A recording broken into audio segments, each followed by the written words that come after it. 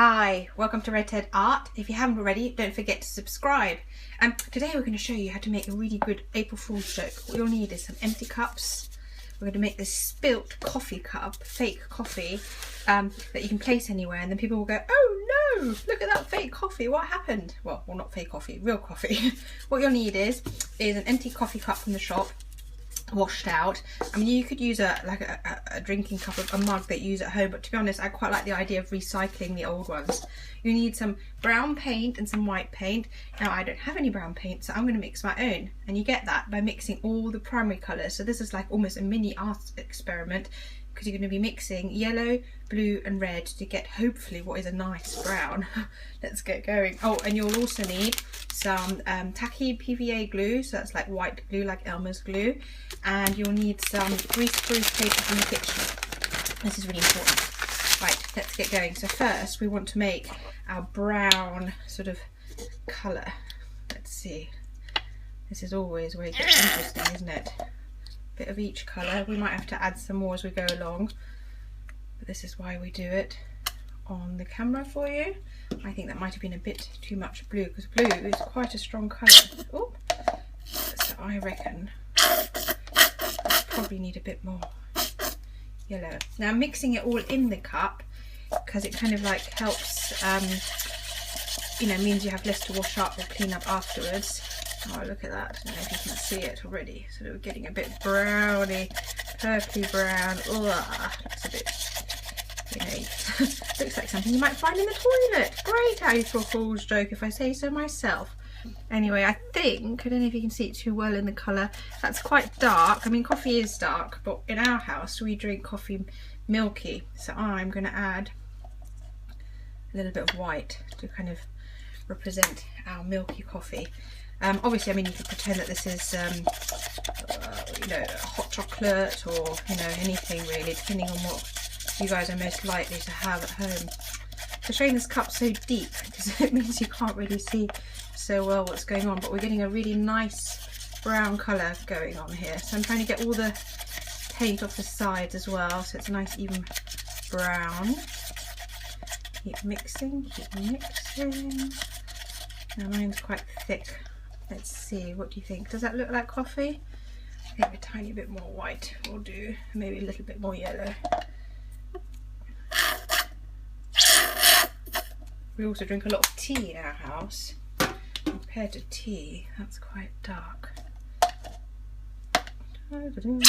Here we go. Good mix, and then we should be ready for the glue. Now you're going to need about half paint, half glue. So I'm just doing this very approximately. You could obviously measure it out and try and get it exactly right, but I think approximate, to be honest, works just fine.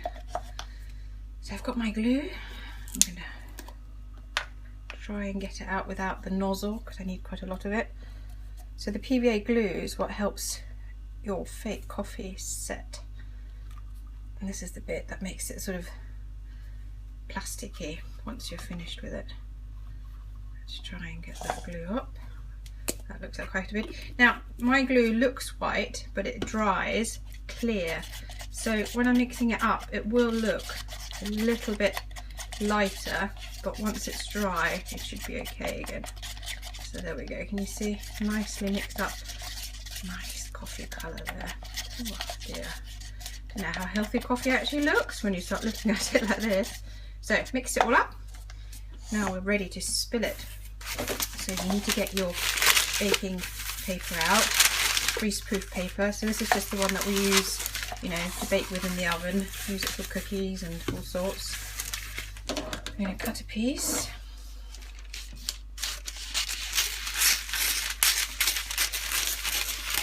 Now the important thing is when you're making this is you need to make this maybe at least a week, I'd say, ahead of April Fool's, because you do need to give it plenty of time to dry, because you want it to be nice and solid and flexible. Right, so have a good look.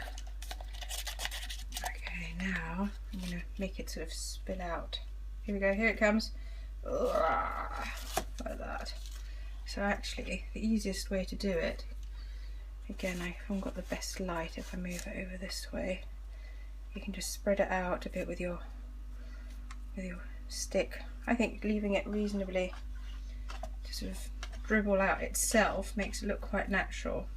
The thing is, once you finish this can go you know, on the sofa, on the kitchen table, anywhere really. And then your parents or a friend or a colleague might go, oh, what's going on? So we're going to let this dry now for you know, the next few days. Once you touch it, it should feel solid. The best thing is to just very carefully lift it, put it to the side, and just forget about it for a week, and then come back to it and have another look another day. Anyway, we'll come and show you what it looks like at the very end. Bye bye. Don't forget to subscribe.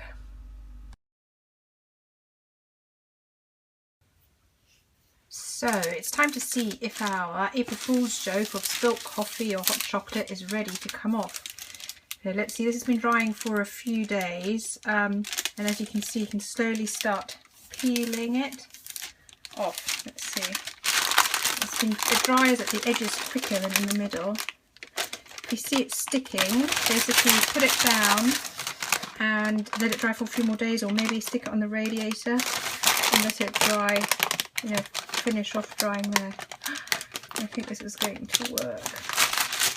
Basically, very slowly, it's a bit crunchy sounding, sorry, very slowly, you don't want to tear it, peels off. Now, I have to say, oh, there's a little tear, whilst this was drying, my husband came in and went, oh, did someone spill the coffee?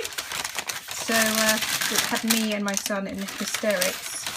They're so simple-minded. So you can tell that it does actually work reasonably well, even if you don't get the coffee colour quite right. So you can move this now. So even if you don't get the coffee colour quite right, this is what it should sort of look like when it's done. And I think at first glance it looks incredibly effective. And if it's curled up a bit at the sides, you know, just sort of bend it down a bit, place it somewhere, and have a fun April Fool's.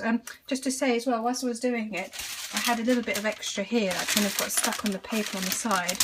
You could cut that into shape, you know, tear little bits off and have some extra splashes if you want, like that. But, you know, it's totally up to you. And here you've got your own DIY April Fool's joke. Brilliant. Have lots of fun teasing people. Bye-bye. Oh, sorry, don't forget to subscribe to Redhead Art. Bye.